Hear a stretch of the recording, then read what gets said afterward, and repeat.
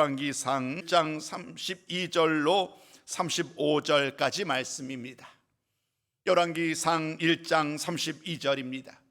다윗 왕이 이르되 제사장 사독과 선지자 나단과 여호야다의 아들 브나야를 내 앞으로 부르라 하니 그들이 왕 앞에 이른지라. 왕이 그들에게 이르되 너희는 너희 주의 신하들을 데리고 내 아들 솔로몬을 내 노새에 태우고 기온으로 인도하여 내려다가 거기서 제사장 사독과 선지자 나단은 그에게 기름을 부어 이스라엘 왕으로 삼고 너희는 뿔나파를 불며 솔로몬 왕은 만세수를 하옵소서 하고 그를 따라 올라오라. 그가 와서 내 왕위에 앉아 나를 대신하여 왕이 되리라. 내가 그를 세워 이스라엘과 유다의 통치자로 지명하였느니라. 아멘. 함께 기도하겠습니다. 아버지 하나님, 매주 수요일마다 왕들의 이야기를 살펴보고 있습니다. 하나님께서 세우신 왕, 하나님의 말씀을 따라 마땅히 순종하고 하나님의 말씀을 따라 나라를 다스려야 하는데 실제 우리들이 만나는 이스라엘 왕들은 그렇지 못했음을 우리는 말씀을 통하여 나누고 있습니다. 하나님의 택함받은 왕으로서 어떻게 사는 것이 진정으로 하나님이 기뻐하시는 일인지 우리가 왕들의 이야기를 통해 살펴볼 터인데 단순히 이 이야기들은 왕에 대한 이야기가 아닌 우리들을 향한 말씀이기도 합니다. 하나님의 자녀로 부름받은 우리는 과연 얼마나 온전히 하나님의 말씀을 따라 살아가고 있는지, 날마다 하나님의 말씀을 신뢰하고 늘 하나님을 경외하며 늘 믿음으로 살아가고 있는지 왕들의 이야기를 돌아보아서 나를 돌아보게 하여 주옵시고 그들의 이야기를 통하여 오늘 나의 믿음과 신앙을 더욱더 굳건히 지킬 수 있고 굳건히 세워갈 수 있는 귀한 시간이 될 수 있도록 아버지 하나님 은혜 베풀어 주시옵소서. 이 시간 하나님 아버지 또한 무더위 속에서 아버지 하나님이여 힘겹게 하루하루를 지내고 있는데 아버지 우리들 모두 성도님들의 아버지 영육간에도 또 강건함으로 붙들어 주시옵소서. 피곤하지 않도록 도와주옵시고 무더위 가운데 지치지 않도록 도와주옵시고 아버지 하나님께여 눈동자같이 지켜주시고 날마다 주님 의지하며 힘을 내고 이 무더위를 잘 이겨낼 수 있도록 아버지 하나님 인도하여 주시옵소서. 가정도 지켜주시고 아버지 사업장도 일터도 지켜주시옵시고 날마다 믿음 안에서도 또 신실한 믿음의 삶을 살아가기에 조금 더 부족함이 없도록 성령께서 친히 역사하여 주시옵소서. 감사드리옵고 우리 주 예수님 이름으로 기도드리옵나이다. 아멘. 오늘은 날씨가 많이 더워서 제가 좀 넥타이를 좀 풀었습니다. 여러분 좀 양해해 주시고 한 2, 3주 동안은 그냥 이런 모습으로 여러분께 좀 말씀을 전하도록 하겠습니다. 오늘 말씀은 솔로몬에 대한 이야기입니다. 말씀의 제목에서 보시는 것처럼 솔로몬, 신실하지 못한 왕. 신실하다라는 말은 일관되다는 거죠. 처음부터 끝까지가 일관된 것인데 신실하지 못하다라는 것은 처음과 끝이 다르다는 거지요. 왜 그가 이와 같은 말을 듣을 수밖에 없었는지 우리가 한번 말씀을 통하여 살펴보려고 합니다. 크게 보면 오늘 왕들의 이야기로 나누는 네 번째 시간이지요. 첫 번째는 이스라엘 백성들이 왕을 유혹하는 큰 배경에 대한 이야기를 첫 주에 나눴고 그 다음부터 사울 왕, 다윗 왕을 이어서 나눴습니다. 오늘은 이제 이스라엘의 세 번째 왕인 솔로몬 왕에 대한 이야기입니다. 왕정이라고 그러죠. 왕의 역사.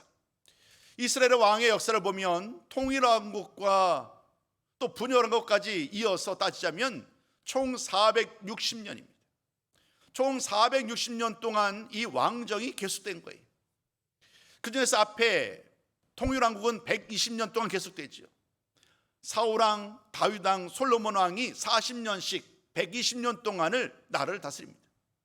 그러나 솔로몬이 죽고 난 다음에 나라는 이제 북이스라엘과 남유다로 나누게 됩니다. 북이스라엘은 총 208년 동안 유지되다가 총 19명의 왕들이 나라를 다스리다가 끝을 맺죠. 주전 722년에. 남유다는 훨씬 더 깁니다. 남유다는 344년 동안 유지되었어요. 그 사이에 220명의 왕들이 이 남유다를 다스렸습니다. 주전 586년에 멸망하게 되고요. 이 460년의 긴 세월 동안 남북과 통일한 걸 다 왕을 따져보면 42명의 왕들이에요. 동일왕국에 3명, 북이스라엘에 19명, 남유다에 20명. 우리가 좀 더 익숙하자면 우리 조선 왕조실록 여러분 잘 아시죠? 이시조선의 이야기를 하게 되면 이 이시조선의 왕들의 수가요, 그래도 좀 비슷합니다. 조금 더 훨씬 더 많죠. 27명. 이 이시조선의 왕이 27명이고 또 연도로 따지면 519년이에요. 조금 이스라엘의 이 연도와 이 이시조선의 연도가 좀 비슷하지요. 총 왕의 수는 훨씬 더 많지만 남유다를 기준으로 하면 이제 23명이 되는 거죠. 그런 의미에서 우리가 이제 이시조선과 좀 이렇게 비교해 보면 좀 나름대로 좀 의미가 좀 통하지 않을까 싶습니다. 사랑하는 성도들, 오늘 우리가 나눌 이 솔로몬 왕이 왕이 되는 것 자체도 사실은 이스라엘 역사를 보면 특별합니다. 다윗에게는요 왕이 많았어요. 무려 19명. 엄청나게 많은 왕들이 있었고요, 그 중에서 솔로몬은 몇 번째냐면 10번째. 당연스럽게 보자면 솔로몬이 왕이 되는 것은 자연스러운 이치가 아니지요. 그런데 많은 이 왕의 자손들이 있다 보니까 우리가 왜 주로 이렇게 사극을 통해서 보는 것처럼 이 왕의 아들들이 서로 싸우는 거예요. 내가 왕이 되겠다고. 그래서 서로 왕의 아들들이 서로가 서로를 향하여서 반목하고 시기하고 심지어 살인과 반역을 일삼는 일이 일어나게 됩니다. 다윗의 첫 번째 아들이 암논이에요. 이 암논은 그만 세 번째 아들인 압살롬에 의해서 죽임을 당하고 말아요. 여러분 잘 아시는 것처럼 압살롬은 아버지를 대항해서 반역을 일으키잖아요. 또 다른 한 사람, 압살롬처럼 우리가 익숙하지 않을지 모르겠습니다만은 넷째 아들이 아도니아예요. 이 아도니아 역시 이 왕국이 남과 북으로 나뉜 다음에 아도니아가 왕이 되려고 해요. 그러니까 이렇게 많은 형들이 있었는데 이 형들이 저마다 살인하고 서마다 자기들이 이 나라를 다스리겠다라고 반역을 일삼는 이러한 과정 속에서 하나님께서 택한 솔로몬이 세움을 입게 되는 거예요. 첫 번째 아들인 솔로몬이 왕이 된다는 것 자체가 인간의 방법으로는 참 특별한 거지요. 성경 말씀은 아주 명확하게 밝힙니다. 하나님이 그를 선택하셨다. 솔로몬은 잘한 것처럼 40년 동안 나라를 다스립니다. 정확하지는 않지만 그의 나이가 20살 때에 왕이 되었다라고 많은 사람들이 추측을 해요. 그러니까 20살에 왕이 되었으면 40년 동안 60세가 되는 거죠. 그렇게 왕으로서의 나라를 다스렸던 솔로몬, 그에 대한 성경의 평가는 오늘 말씀의 제목에도 그대로 드러나 있습니다만은 긍정적이지 않습니다.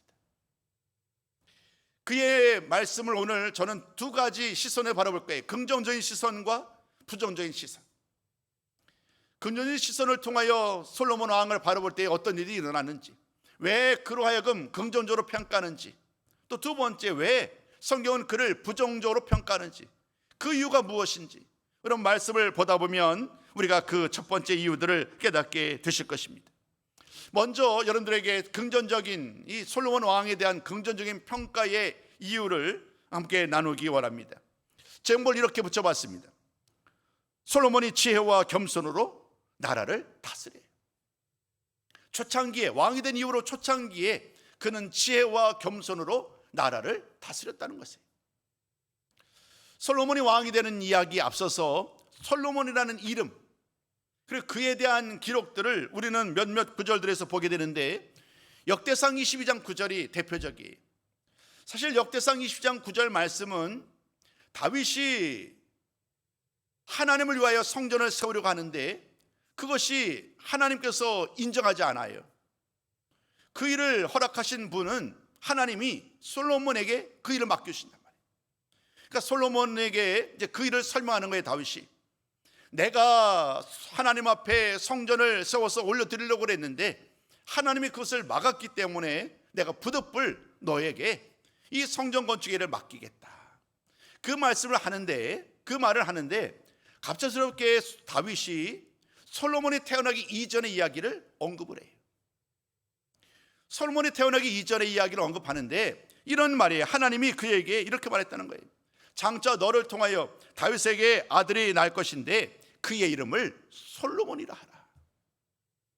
하나님이 아들의 이름을 아예 말씀해 주신 거예요. 솔로몬이라고 이름을 해라.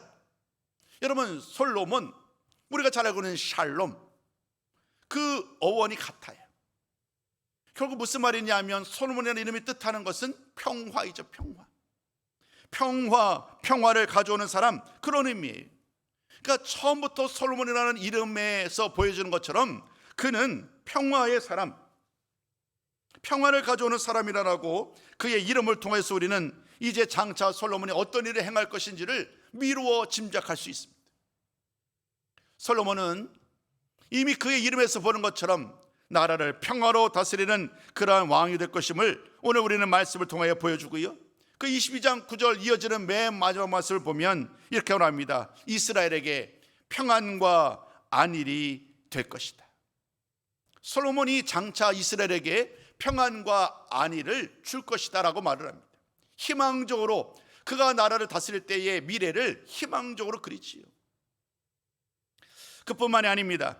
사무엘하 12장 24절을 보면 솔로몬이라는 이름과 아울러서 또 다른 이름이 등장하는데요, 아마도 이 이름은 좀 낯설 거예요. 여디디아라는 이름이에요. 하나님이 솔로몬이라는 이름을 주셨을 뿐만 아니라 그에게 또 다른 이름을 하나님이 주셔요. 여디디아라. 이 여디디아라는 말의 뜻은 어떤 의미냐면 하나님께 사랑을 입었다라는 말이에요. 하나님께 사랑을 입었다. 여러분, 좋은 말이 가득하지요. 솔로몬이라는 이름에는 평화라는 의미가 담겨져 있어요. 또 이 여디디아라는 이름에는 사랑의 의미가 담겨져 있어요. 그는 태어나기 이전부터 혹은 태어난 이후로도 이 하나님의 평화와 하나님의 사랑을 덧입은 사람임을 우리는 이 말씀의 의미를 통해서 깨닫게 됩니다. 실제 그런 이름 때문이었을까요? 하나님의 은혜와 사랑을 받은 왕으로서 그는 정말로 이스라엘의 가장 황금기, 이스라엘의 가장 정말 황금기를 세우는, 누리는 왕으로 등극을 하게 됩니다. 우리 그 중에서 한 구절만 한번 보기 원합니다. 열왕기상 2장 12절 말씀을 제가 화면에 준비했는데요, 같이 한번 이 말씀을 읽기 원합니다. 함께 읽습니다. 시작. 솔로몬이 그의 아버지 다윗의 왕위에 앉으니 그의 나라가 심히 견고하니라. 이제 다윗은 죽고 없지만 다윗을 이어서 이스라엘의 왕이 된 솔로몬, 그의 나라가 아주 견고해지는 그러한 나라가 되었음을 우리는 말씀을 통하여 보게 됩니다. 여러분, 이와 같은 설명에 이어서 우리는 몇 가지로 그가 정말로 나라를 잘 다스렸던 몇 가지 원리들을 우리는 말씀을 통하여 만나게 됩니다. 그 중에 첫 번째가 뭐냐면 솔로몬은 탁월한 지혜의 사람이었다는 거예요. 다 읽어드릴게요. 두 번째, 평화의 통치자였다. 세 번째, 하나님의 성전을 건축했다. 솔로몬의 왕으로서의 행적 가운데 그가 잘한 일은 이 세 가지로 요약할 수 있어요. 여러분, 가장 먼저 저는 여러분들에게 이 지혜의 사람이다라는 말씀을 전해드렸습니다. 여러분, 솔로몬과 지혜는 떼놓을래야 떼놓을 수 없지요. 그가 하나님 앞에 기도합니다. 일천문제를 드린 다음에 하나님 앞에 나아갑니다. 그리고 하나님 앞에 이야기합니다. 하나님, 나는 지극히 작은 아이에 불과해요. 나는 이 나라를 다스릴 수 있는 능력이 저에게는 없어요. 지극히 작은 아이니 아버지 하나님, 나에게 하나님 이 나라를 잘 다스릴 수 있는 그 귀한 마음을, 듣는 마음을 내게 주세요. 이 듣는 마음이 바로 지혜예요. 예전 성경에는 지혜로 번역됐는데 이 개역 개정에는 듣는 마음으로 번역됩니다. 하나님, 내가 잘 듣게 해주세요. 이 나라를 잘 재판하고 잘 다스리기 위하여 하나님, 나에게 듣는 마음을 주세요. 지혜를 주세요. 이렇게 그가 간구하는 거예요. 그때 하나님이 그를 귀하게 여기죠. 충분히 더 좋은 것, 많은 것, 비싼 것, 이런 것들을 구할 줄 알았는데 그가 하나님 앞에 구한 것은 지극히 작은 것을 구했던 이 솔로몬의 모습을 보면서 하나님이 그에게 지혜와 총명한 마음을 허락하십니다. 그뿐만이 아니죠. 그가 구하지 않은 것까지, 부귀와 영광까지도 그에게 허락하시는 거예요. 그래서 그가 지혜로 나라를 다스린 결과로, 겸손한 신앙의 사람으로 이 나라를 다스린 결과 그가 가장 강력한 나라, 가장 부흥하고 아주 절정으로 황금기의 나라를 세우는 그 주인공이 될 수 있었어요. 그 바탕에 이 지혜를 구했던 그의 신실한 믿음이 자리하고 있는 거예요. 두 번째, 저는 이 솔로몬에 대해서 뭐라고 말씀드렸냐면 평화의 통치자다. 앞선 다윗 왕을 우리가 모두 다 정말 최고의 왕으로 존경하지 않습니다마는 다윗 왕에도 안타까운 일은 뭐냐면 많은 전쟁을 하다 보니까 그만 손에 피를 많이 묻혔어요. 주변에 있는 모든 대적들을 물리치다 보니까 그가 손에 칼에 피를 많이 묻혔고 그 일 때문에 하나님은 그로 하여금 이 성전을 건축하지 못하게 하신 것 아니겠어요? 다윗은 다윗의 나름대로 이렇게 대적들을 물리침으로 말미암아 강력한 나라를 세울 수 있었습니다. 근데 이 솔로몬은 달라요. 솔로몬은 어떻게 나라를 다스렸느냐 하면 이 전쟁이 아닌 외교예요. 외교. 이 외교적인 방법을 통해서 주변에 있는 많은 나라들과 더불어 함께 외교 관계를 맺고 서로 친서를 보내고 함께 친밀한 관계를 유지합니다. 그런 것으로서 싸우지 않은 채에 강력한 나라 국가를 더욱더 강하게 세울 수 있었지요. 40년 동안 통치하면서 이스라엘의 경제적으로 군사적으로 강력한 나라를 세울 수 있었던 것은 바로 그의 또 다른 방법, 또 다른 능력이었음을 우리는 부인할 수 없습니다. 세 번째 보면 솔로몬의 행적 가운데, 왕으로 행적 가운데 가장 두드러진 것이 바로 예루살렘에 하나님의 성전을 세우는 일이지요. 지금은 왕의 일대기를 한 주에 하나씩 한 사람씩 살펴보니까 세부적으로 말씀을 더 나누기는 어렵습니다. 하나님의 성전을 세우는 일은 아무나 할 수 있는 일이 아니죠. 하나님이 택하신 거예요. 솔로몬을 통하여 내 아들, 다윗에게 말씀하거든요. 내 아들을 통하여 내가 성전을 건축하겠다. 내 집을 내 아들을 통하여 세우겠다라고 하나님 말씀하셨고, 솔로몬은 그 말씀을 따라 하나님을 위한 성전을 세우는 엄청난 은혜를 입게 됩니다. 그리고 7년 동안 그는 성전을 건축하는 거예요. 그리고 마침내 주전 960년이죠. 주전 960년에 성전을 완성한 다음에 하나님께 성전을 봉헌하게 됩니다. 그 말씀이 열왕기상 8장 후반부에 기록되어 있어요. 이 말씀까지는 다 찾지는 않겠습니다. 오늘 저는 여러분들에게 이 솔로몬 왕이 왕으로서의 치적 가운데 잘했던 것 세 가지, 지혜로운 왕이었다, 또 평화로 나라를 다스렸다, 그리고 세 번째 하나님의 성전을 건축하였다라는 이 세 가지로 그가 긍정적인 왕으로서의 평가를 받았음을 함께 나눴습니다.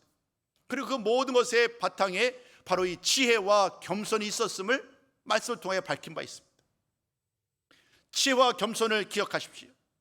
이제 두 번째 단락, 이제부터 나눌 말씀은 두 번째 단락인데 전혀 다른 모습의 솔로몬을 만나게 됩니다. 그러면 두 번째 제목을 같이 한번 나눠보기 원합니다. 같이 한번 읽어봅니다. 시작. 불순종과 우상 숭배로 신앙을 쳐버렸습니다.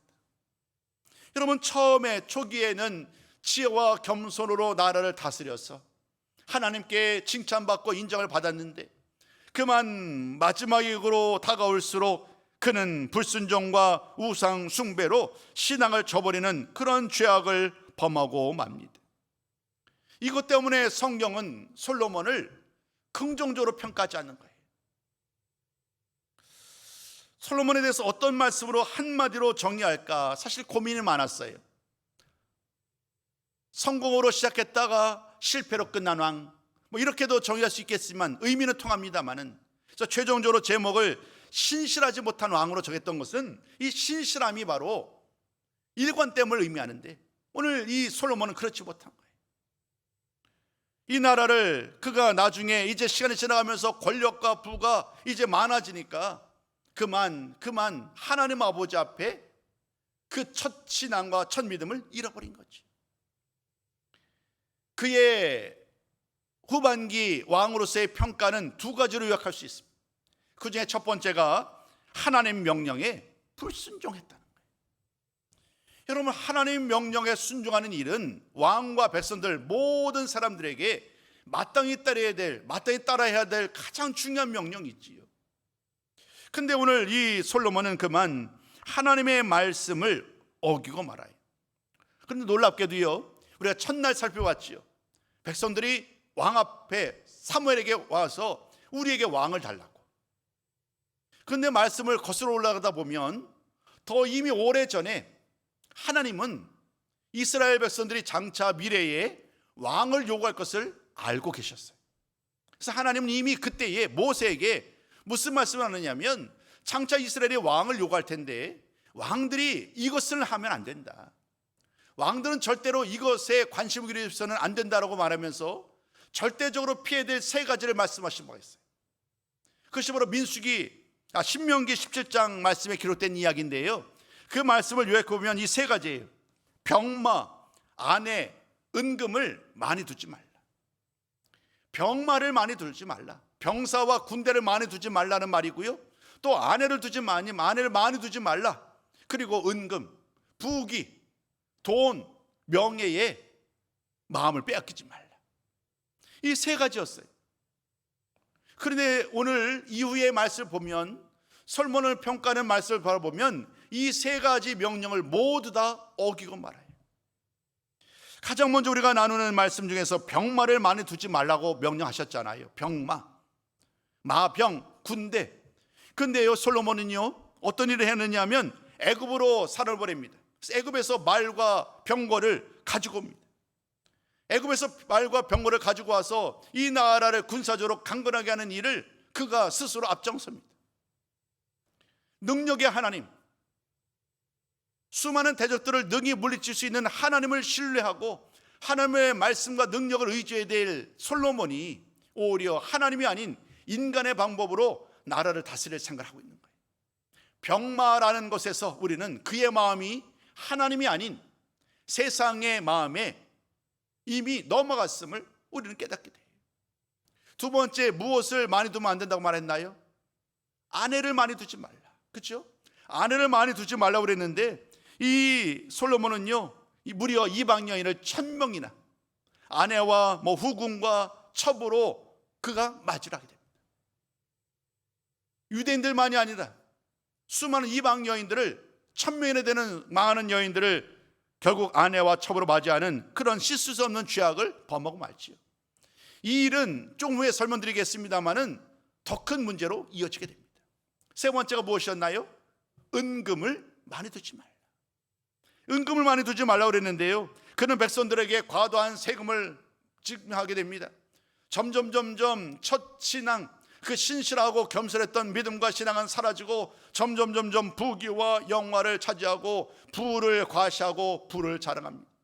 얼마나 그의 재산이 많았는지, 은금도 아내도 병마도 모두 다 많이 두어서는 안 된다라고 말씀하셨건만, 오늘 열왕기 상의 말씀을 보면 솔로몬이 이 세 가지 모든 명령을 다 어기고 말았어요. 우리는 이 모든 것을 한마디로 요약한 거예요.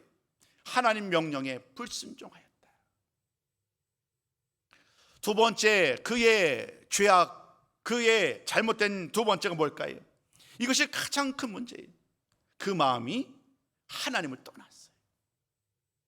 여러분, 그 마음이 하나님을 떠났다는 것, 여러분 이보다도 더 심각한 일이 없지요. 마음이 하나님을 떠났다는 것. 첫 시간 우리가 이 말씀을 나눌 첫 시작을 하면서 이렇게 말씀 나눴어요. 듣는 마음을 내게 주세요. 듣는 마음을 내게 주세요. 나는 지극히 어린 아이입니다. 그렇게 여겼던 그의 모습과 지금 그 마음이 하나님을 떠난 모습은 완전히 대비되지요.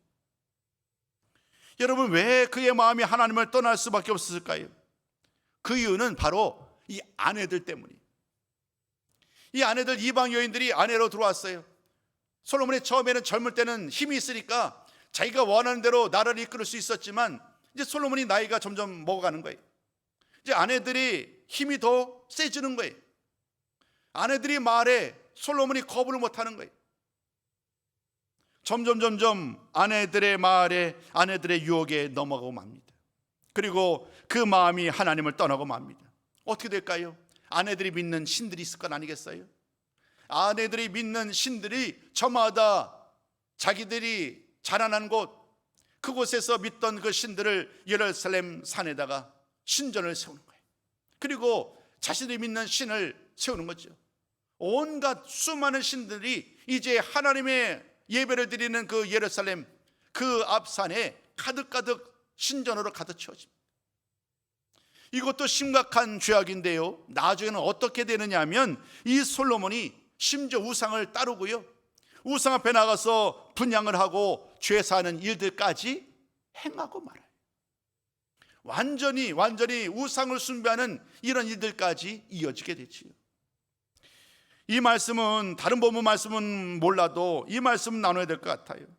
여러분, 그 마음이 하나님을 떠난 그 솔로몬의 행동을 성경 말씀은 이렇게 요약을 하고 있는데요, 우리 한번 열왕기상 11장 9절로 11절까지 말씀을 같이 한번 읽어보시자고요. 한 목소리를 같이 한번 읽어봅니다. 시작. 솔로몬이 마음을 돌려 이스라엘 하나님 여호와를 진노하시니라. 그가 여호와의 명령을 지키지 않았으므로 내게 이러한 일이 있었고, 또 내가 내 언약과 내가 내게 명령한 법도를 지키지 아니하였으니 내가 반드시 이 나라를 내게서 빼앗아. 아멘. 하나님은 기다려 오셨어요. 하나님은 솔로몬이 자신의 죄악을 깨닫고 돌아오기를 기다리신 거예요. 여러분, 지난주 우리가 나눴던 다윗 기억나지요? 다윗도 완전한 사람은 아니에요. 다윗도 죄악을 지었고 심지어 살인까지 행했던 죄인이에요. 그런데 다윗에 대한 이야기를 기록하는 말씀 가운데 가장 큰 중요한 것이 뭐였느냐 하면 그가 자신의 죄를 알고 회개했던 일이에요. 하나님, 내가 죄인입니다. 내가 하나님의 말씀을 어기고 죄를 지었습니다. 여인을 범하였고 그 남편을 죽였습니다. 이렇게 하면서 자신의 모든 죄를 회개했단 말이에요. 그 회개를 하나님이 받으신 거예요. 그래서 그 모든 죄를 용서하시고 그로 하여금 또다시 하나님의 큰 영광을 드러내는 왕으로 그를 세워주셨지요. 중요한 건 이거예요. 죄를 짓지 않을 수 없어요. 그 어떤 사람도 죄를 짓지 않고 살 수 있는 사람은 아무도 없어요. 중요한 건 이거예요. 죄를 지었을 때에 나의 죄를 자복하고 고백하고 하나님의 도움을 구하는 일이지요. 솔로몬 역시 그 기회가 있었어요. 그런데 스스로 그 기회를 그냥 버리고 말았습니다. 왜일까요? 겸손을 잃어버리니까. 겸손을 잃어버린 다음에 교만함으로 가득 차고 부귀와 영광으로 말미암아 하나님을 찾는데 그만 포기하고 말았어요. 요한계시록 말씀 나눌 때도 종종 우리가 초대 7교회에 대한 이야기를 나누는데 첫 신앙을 버렸다고 뜨겁지도 차지도 않는 미직지근한 신앙에 대한 이야기를 하면서 왜 책망의 말을 전하잖아요. 오늘 이 솔로몬을 바라보면 우리에게 아주 시사하는 바가 큰데, 그 중에 하나가 뭐냐면 이 첫 믿음과 첫 신앙을 끝까지 지키는 것이 얼마나 중요한지. 정말 처음에는 모든 것을 다 할 수 있는 것처럼 그렇게 스스로 여기고 실제 그렇게 살다가 어느덧 시간이 지나고 나면 하나님을 떠나고 만다면 무슨 의미가 있겠어요? 아무런 의미가 없는 거예요. 오늘 솔로몬은 안타깝게도 그토록 부귀와 영광과 지혜와 능력까지 하나님의 성전을 세우는 그런 영광까지 그에게 하나님이 놀라운 은혜를 부어주셨건만 솔로몬은 그 모든 것을 버리고 말아요. 우리 고사성어 중에 그런 말이 있지요. 용두삼. 시작은요 너무나도 좋았어요. 끝은 흐지부지 된 거예요. 무엇 하나 내세울 것 하나도 없이 그냥 초라하게 끝나는 그 모습을 우리가 왜 용두삼이라고 그러잖아요. 이 솔로몬의 왕위, 솔로몬의 이 왕으로서의 행적을 설명하자면 어쩌면 이 용두삼이라는 말과 딱 어울리지 않을까. 출발은 좋았는데 그러나 끝은 너무나도 초라하게 끝나고 말았어요. 결국 나라가 나뉘게 돼요. 이제 다음 주부터 분열왕국에 대한 왕들을 살펴보게 될 텐데 결국 그 원인은 누가 제공했느냐 하면 솔로몬이 제공한 거예요. 솔로몬이 하나님 아버지 앞에 범죄함으로 말미암아 그가 죽은 다음에 나라가 나누게 되는, 사실 이 문제의 모든 원인은 이 솔로몬에게 있어요. 그나마 하나님이 다윗을 높이고 다윗을 인정했기 때문에, 다윗의 이름 때문에 솔로몬 시대에 왕이 나눠지지 않게 한 거예요. 오늘 이 말씀을 바라보면서 우리에게 많은 것을 좀 생각하게 한 것 같아요. 여러분, 아무리 인간적으로 정말 성공가도를 달린다고 할지라도 하나님을 떠난 삶은 영원할 수 없어요. 제가 지난주인가 언제 말씀드렸죠. 제가 오래간만에 한 50년 만에 친구들을 만났었다고요. 고향 친구들. 그 얘기하는 중에서 한 친구 얘기가 나왔어요. 이 친구는 저희 고향은 다 합해서 전교생, 한 학년 전교생이 70명밖에 안 돼요. 그러니까 아주 작은 반도 2개밖에 안 됐고요. 근데 그 중에서 한 친구가 아주 잘 됐어요. 정말 저 명문대 학을 나오고 뭐 인류 최고의 직장에서 정말 성공한들을 다루는 그런 사람이었어요. 근데 우리 만난 친구들이 목사 2명, 다 권사, 집사, 뭐 장로 이런 사람을 만났으니까 그 친구 얘기가 나왔어요. 아직 신앙생활을 안 해요. 너무 잘 나간다는 거예요. 아직까지도 잘 나간다는 거예요. 지금 이제 홍콩에 가 있어요. 그러면서 이제 서로 막 이야기를 주고받으면서 얘기를 했는데, 여러분, 성공, 부귀, 영광, 이것이 하나님께로 나아가는 것을 자꾸 막는 거예요. 솔로몬은 그 은혜를 보았잖아요. 누렸잖아요. 그런데 눈앞에 너무나도 큰 영광과 부귀가 있는 거예요. 천명이 되는 아내들이 있는 거예요. 내 말을 들으면 수많은 사람들이 정말 죽으면 죽으리라는 정도로 이런 일을 하다 보니까 그가 하나님의 지위처럼 올라가고 만 거지. 결국 그는 하나님 아버지 앞에 기회가 있었음에도 불구하고 하나님의 은혜를 따라 다시금 돌아오는 일을 스스로 박차고 만 거예요. 오늘 여러분들에게 좀 나누고 싶은 한 구절 말씀이 더 있습니다. 욥기서 28장 28절 맨 마지막인데요, 이 말씀은 같이 한번 읽기 원합니다. 함께 읽습니다. 시작. 보라, 주를 경외함이 지혜요, 악을 떠남이 명철이니라. 참된 지혜, 솔로몬은 지혜로운 사람으로 우리가 알아요. 그는 1000편이 넘는 시편을 지었어요. 엄청난 사람이죠. 모든 면에서 정말 탁월한 사람이에요. 근데 그게 참된 지혜로운 사람으로 그는 각광받고 인정받았던 사람이에요. 이 솔로몬의 지혜가 얼마나 탁월한지 이방 왕들이 솔로몬을 보러 오잖아요. 솔로몬의 지혜를 직접 눈으로 보기 위하여, 경험하기 위해서 찾아오잖아요. 저 시바 여왕도 마찬가지고요. 그런데 여러분, 참된 지혜가 뭔가요? 오늘 말씀에 의하면 하나님을 경외하는 것이다. 명철이 뭔가요? 명철은 악에서 떠나는 것이 명철인 거예요. 솔로몬은 지혜로운 사람으로 출발했는데 참된 지혜자까지 이르지 못한 거예요. 중간에 인간의 지혜를 앞장 세우다 보니까 하나님을 경외하는 일이 진정한 지혜인데 이 진정한 지혜에서 그만 멀어지고 말았지요. 그리고 악을 떠나는 것이 명철인데도 불구하고 이 악을 떠나지 못한 채 우상 숭배와 불순종을 행하다가 결국에는 그 나라가 나뉘게 되고 그 마지막이 너무나도 안타까운 죽음으로 끝나는 이야기 속에서 우리는 다시 한번 솔로몬의 삶을 마무리할 수 있었습니다. 성공으로, 그러나 실패로, 용두삼이, 신실하지 못했던 왕. 오늘 이 말씀은, 이 왕의 이야기는 오늘 우리의 삶 속에서 정말 내가 중요한 것이 무엇인지, 그것이 다시 한번 이 하나님을 경외하고 늘 신실한 믿음으로 살아가는 것이야말로 가장 중요한 일임을 깨닫게 됩니다. 여러분, 바라기는 우리의 믿음과 우리의 신앙이 늘 한결같았으면 좋겠어요. 여기 계셔서 함께 계시는 분들은 이미 그 신실하신 믿음을 증거하시는 분들이에요. 눈이 오나 비가 오나, 날씨가 덥든 또 춥든 그 환경에 상관없이 날마다 주 앞에 나와 기도하는 이 모습 자체가 신실함이 아니면 무엇일까요? 여러분, 바라기는 이 신실함 중간에 멈추지 아니하고 끝까지 이 세상을 살아가는 그날까지 이 신실한 믿음 가지고 하나님을 경외하며 살아갈 때에 하나님께서 참으로 귀하게 여기시는 우리 모든 성님들의 삶이 될 줄로 믿습니다. 이러한 삶을 살아가심으로 말미암아 하나님의 큰 은혜와 영광을 받아 누리는 우리 모든 성님들의 삶이 되시기를 주님의 이름으로 축복합니다.